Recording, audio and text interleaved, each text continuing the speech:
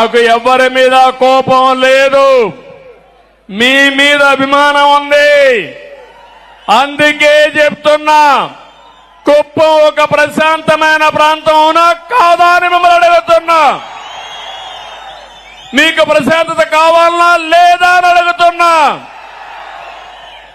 ఈరోజు మీ తరపున ఈ యొక్క ఎన్టీఆర్ మెమోరియల్, ఎన్టీఆర్ విగ్రహం సాక్షిగా చెప్తున్నా, ఎవడైనా కుప్పంలో రౌడీజం చేశారో చేస్తారు. అదే కడపటి రోజు అవుతుంది, మీకు జాగ్రత్త.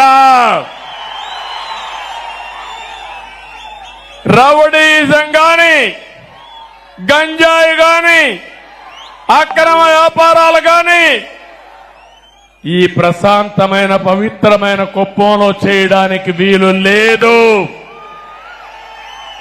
అందరూ ఏకగ్రీవంగా ఆమోదిస్తారా లేదా అని మిమ్మల్ని అడుగుతున్నా.